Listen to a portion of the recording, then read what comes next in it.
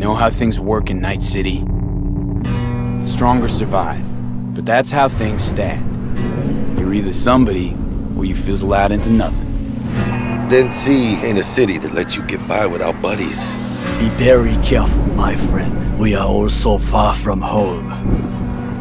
Which gang's the city's biggest and baddest, according to the NCPD? Scavs hold the body count title. Or Maelstrom, depending on the season. One time, a Maelstrom ganger killed a young kid right in front of my eyes for shits and giggles. Chrome-sucking psychos. And who the fuck are you to say what can and can't be? I'm gonna introduce you to our meat grinder. About time we had some fun! Think Maelstrom never forgets? Never! I hate these Borg fuckers. Just a gang like any other, right? I'll take the Valentinos. They follow God and the Santa Madre. Honor means something to them. How'd you meet Jackie? We started out together. In the Valentinos? No, in the fucking Bible book club. I gotta give style points to the Valentinos. They have a punishment for every occasion.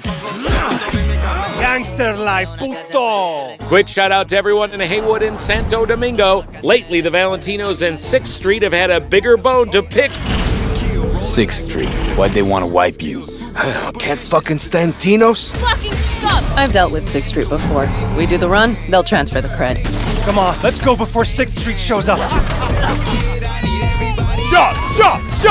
Any more Second Amendment fans in the house, huh? Hate those bastards. Vomit lofty patriotic bullshit all day.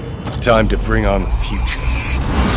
Any idea how many attacks from behind the Black Wall we neutralized? If the Voodoo Boys breach the Black Wall, we'll all be fucked. Voodoo Boys. Urban myth, I thought. Just net runners spooking each other. No such gang. You know, I heard a few things about you. The Voodoo Boys. Best runners in town. You do not steal from the Voodoo Boys. I see you, always. For them, Pacifica's just Haiti 2.0. Their own island, cut off from the rest of the city. This is our turf, our home. Until last week, the animals crawled in. Animals are the craziest fucking gang in the city. Breaker skull! Animals aren't the play here, are they? They're hired muscle. Someone else needed them. I fucked you over, you fucked the gang over. Somewhere at the start of the story, somebody fucked the corp. See how this works now? My husband's knew Westbrook very high in the tiger claws. They did what made the best eddies, sold sex and black market tech. See a lot of tigers. They run this place? Know what else they do well? Break the knees of people who ask questions. I gotta do something! Shut the fuck up! The tigers will kill us. Come on, baby. Tiger claws killed one girl too many, so people took matters into their own hands. Folk went ballistic. Girls, pimps, outcasts, the whole freak show. It's how the Mox got started. Think you're some kind of gangoon now, huh? Us Moxes have each other's back. We look out for one another. You looking for some company tonight? How'd you hook up with the Mox? I thought Susie and the gang could really change something in this city. Moxes and nomads don't seem so different. Both seem to yammer a lot about community, solidarity. Tell me about the Badlands. Not much going on out here, huh? Au contraire. This is an ecosystem. Nomads, Raft and Shiv, corporations and drifters, they form a complete whole. Remove one part, the delicate balance topples. Here in the Aldecaldos, it all stays in the family. Classic dilemma. What comes first? Family or the outside world? This family will go to hell and back. Everyone in this city lives in their own bubble, and either you fly high or sink into quicksand.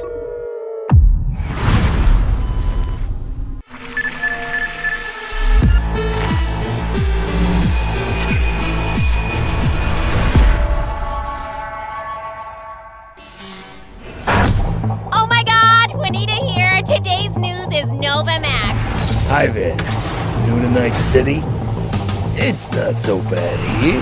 How we feeling today? Cause I feel amazing. The food. The Thai on 7th and Haywood. The pierogies down by the docks. Our home, our pride. And as always, your business is my business. And this is your World News Update.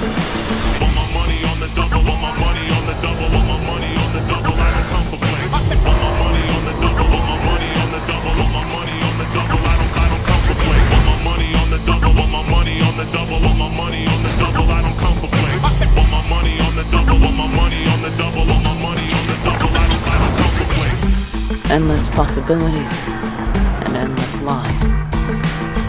We are fucked, America. And I don't know how we're gonna fix it.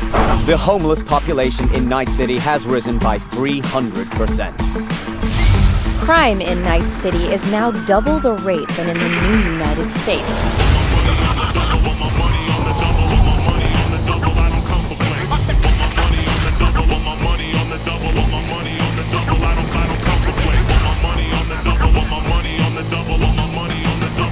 You wanna be some kind of hero?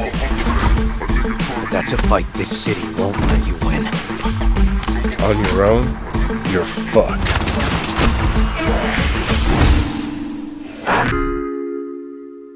Well, on that note, that's it for today's Info Flash. Sleep tight, Night City.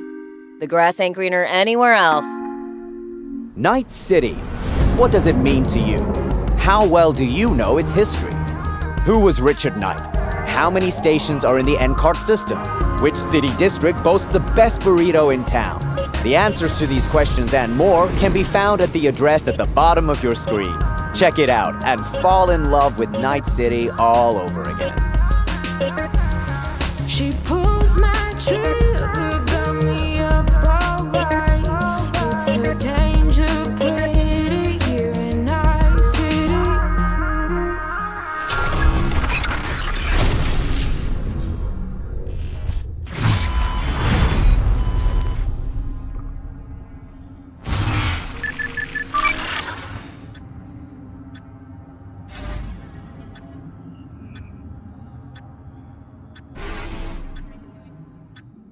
How did Night City come to be? Because yes, it exists in the world of the tabletop, but how do you take that and make what we've got now? Well, yeah, as you can imagine, making a city that is as big and complex as Night City is quite the ambitious project. First off, we sat down and we were really considering what is it that we wanted to do with Night City.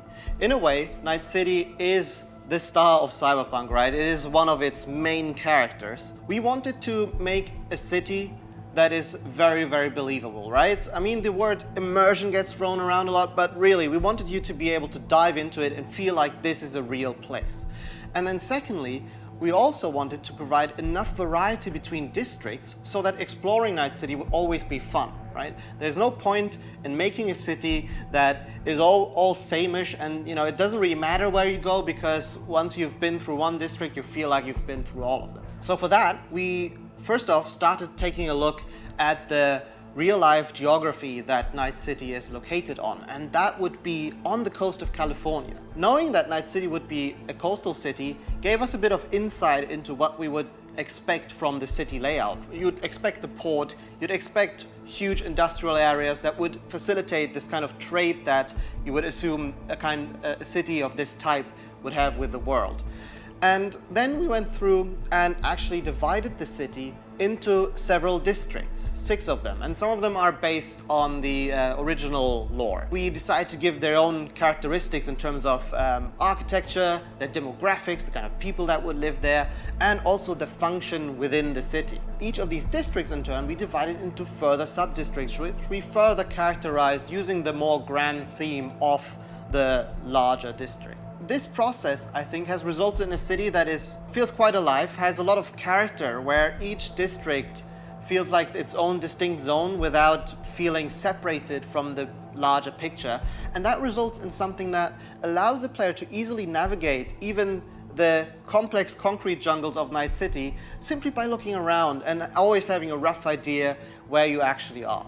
But Night City is clearly so different from anything we've ever created with The Witcher. Can you give us some idea about, or some insight into just how big and like how densely packed Night City really is?